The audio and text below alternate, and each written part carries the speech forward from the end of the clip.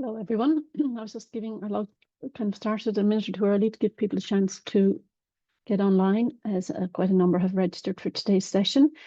Really just wanted to make sure that you're all ready.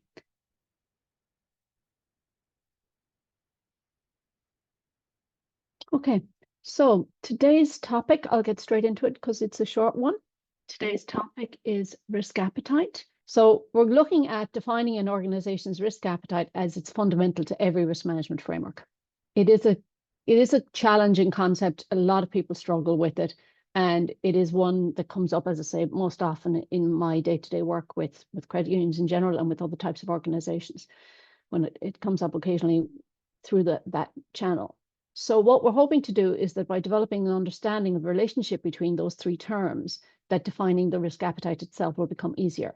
We're also going to look at what I call risk appetite's cousin, which is risk capability, so that we can close that circle from defining risk appetite through to delivering on that risk appetite. So the key definitions, or the three siblings as I refer to them as, are risk capacity, risk tolerance, and risk appetite. Risk capacity really is that maximum amount of risk that any organization is technically able to assume before it breaches one or other of its own requirements, whether it be its capital base, liquidity requirements, it could be a borrowing capacity for the organization, it could be its reputation in the market. Most people or most organizations operate within certain regulatory environments, and then there are key operational parameters that define how far you can go in terms of the ability to absorb risk. Well, so I suppose when you think about it in terms of how they relate to each other, risk capacity is kind of the outer limit. That's as far as we can possibly go. We define risk tolerance then as the level of risk that an organization is prepared to tolerate in pursuit of its goals and objectives. It is one of those ones where it helps to narrow down and provide some limits as to how, those who are actually going to be delivering the products and services that your organization is there for, so how do they understand how they can operate and what guardrails can be in place for them. And then risk appetite, I should say also that risk tolerance can be both qualitative and or quantitative in nature. And we use it really to try and make clear what it is that the organization high level, whether it be the leadership in terms of the board of directors, what they expect from those who are delivering the products and services.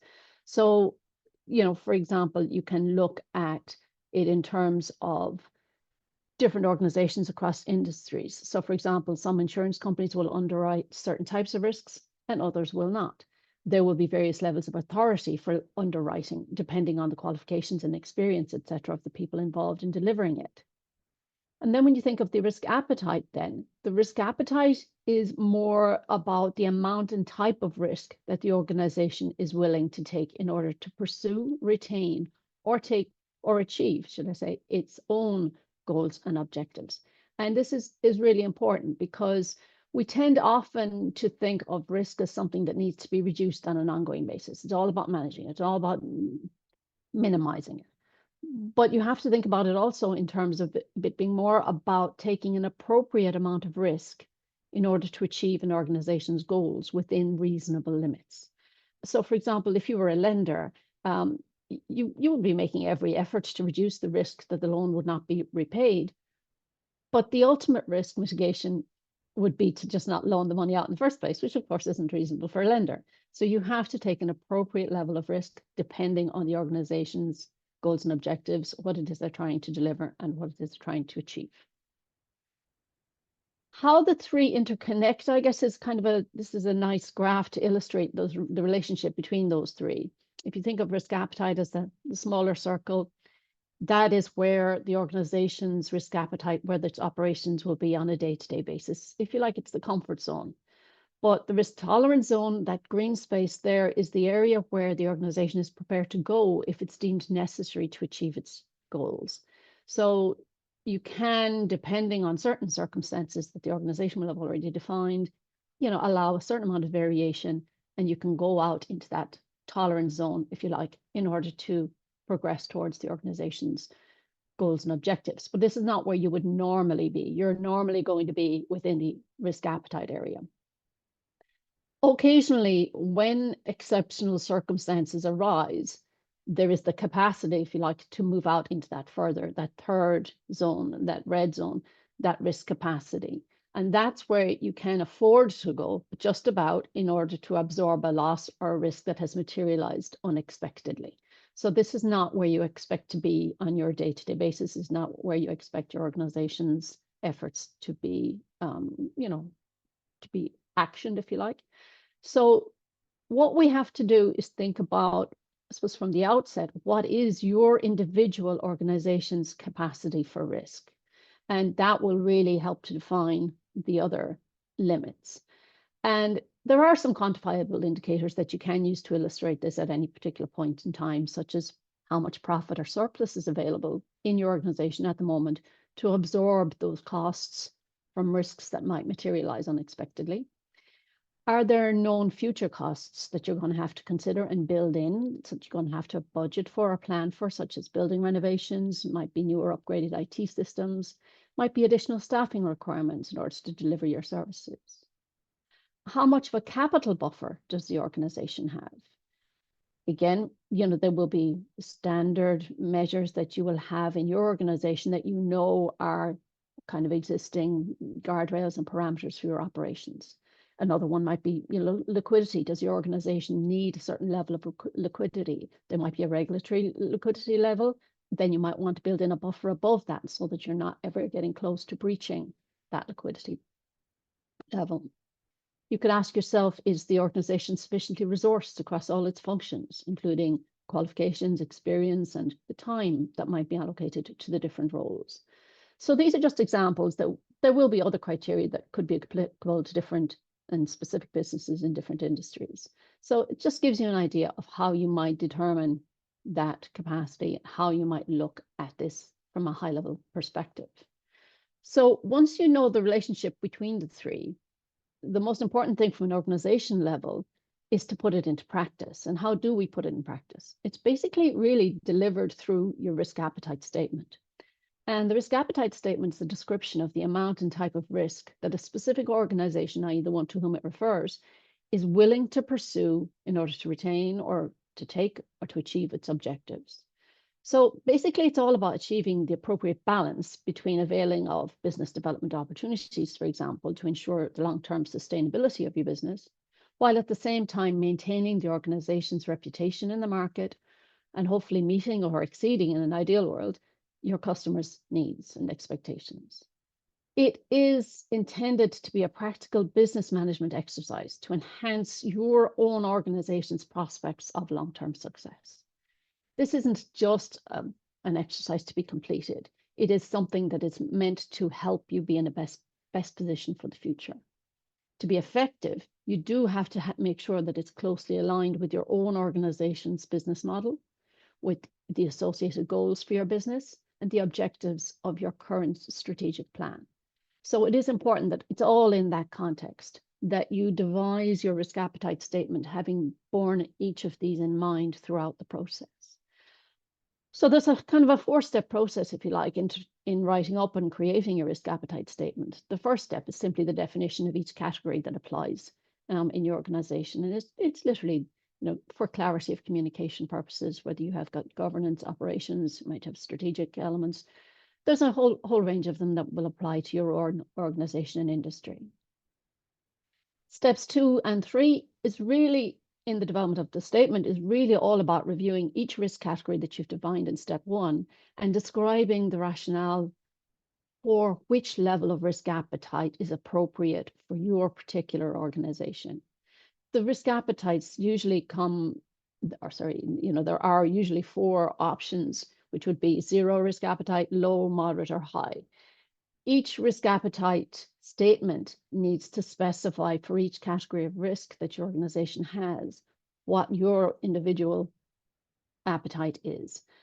High risk really pertains to certain industries and not others. So there are some industries for whom high risk activities are either not permitted from a regulatory or legislative perspective, or there are companies within industries who focus on the more high risk elements and charge accordingly, for example, in the insurance industry. And then you have others that take a more moderate or low risk appetite in general, and therefore go for less risky types of activities. So it's really very important that it's organization specific, and it needs to be customized based on the size and scale and complexity of each business model, the range of products and services in your own particular goals, and the timelines and the level of urgency that's involved in order to achieve those goals. So that's where, that kind of comes into your definition of the rationale and how you would understand this risk playing out in your own organization. And of course, it's very much closely linked to your capacity to absorb risk. So step 4 in the process basically then involves just expanding out on each risk category to include those quantitative or qualitative risk tolerances, which can be measured and monitored. And it's important to be able to measure and monitor, otherwise you don't know where you're getting to or how you're doing.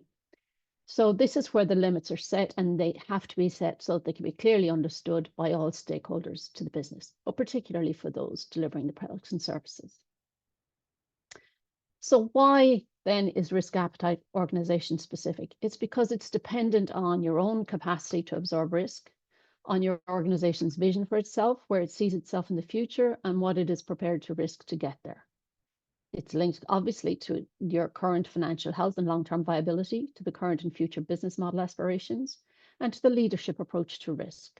So these all play a part in defining the risk appetite for your organization. The next couple of slides are just illustrations of what it might look like in two just examples. You'll see these when the slides are provided to you. So really it's just an outline of how you might map it out and how you might get through the steps 1, 2, 3, and 4. I just took credit and capital as the two examples with a few questions around what might help you arrive at that. So risk appetite then, the leadership determines the appetite of the organization across all those categories that you may have defined for yourselves. It will be documented with the intention of ensuring that the organization does not put either too little at risk or too much. And sometimes, as I say, we tend to be concerned about the too much, but it can also be that the organization might be putting too little at risk. And I've discussed that earlier. Risk appetite can and will change over time.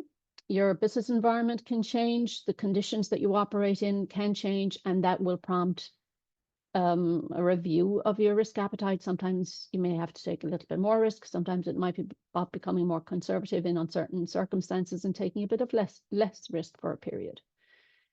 The appropriate tone from the top is vital in order to embed positive risk management. This cannot be understated, so overstated even. So in order to ensure that you, I suppose, get that right, we considered this cousin I mentioned at the beginning, this cousin to risk capacity, risk tolerance, risk appetite, which I believe to be risk capability. So we're talking about here about that ability to manage those risk exposures that you've documented within the desired tolerances or limits that you will have defined. And that incorporates a strong understanding of the organization's own current and potential risks, consistency in risk measurement. That's critical. Sometimes if you have too many people measuring different units within the business, you can end up with inconsistencies.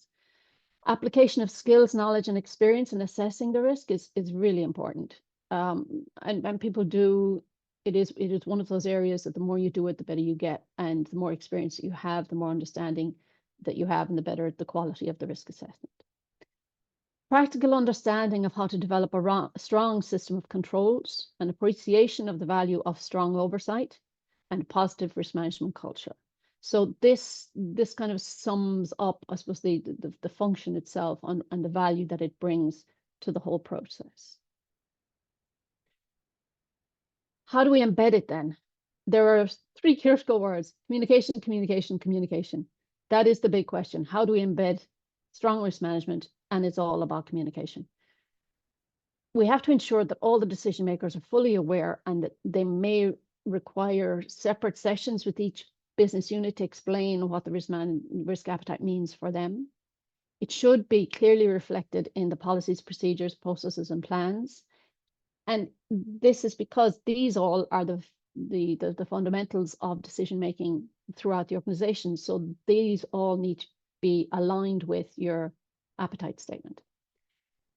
It is important to disaggregate those risk limits that you may have defined in the statement, if necessary, into business units according to different categories of risk, and maybe even to specific risks. And it is important, you know, that the kind of higher level ones might need to be broken down into smaller or divided up into different ratios.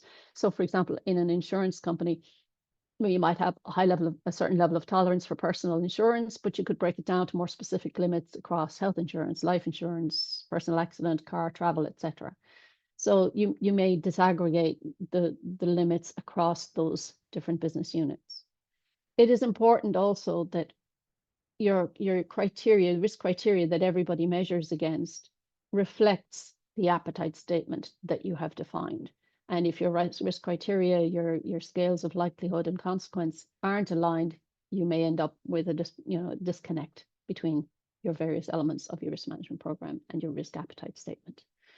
So that really, in a nutshell, was quite quick with a slow start, and apologies having to restart.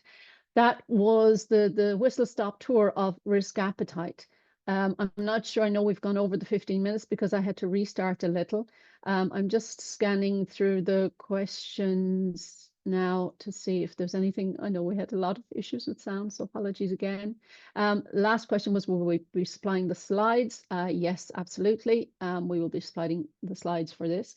Let's say it was a quick one. So does anybody have any questions you'd like me to address on the basis of what was covered today?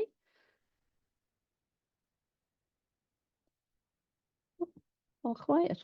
Well, I guess it's good sign for the these whistle-stop summer school sessions. They're meant to be quick and hopefully communicate a message fairly short and sharp. So hopefully you got something from it. And so the slides will be circulated. And again, apologies for the delay in beginning with the sound issues. So thank you for your attendance today and your time and attention, and I hope you got something from it.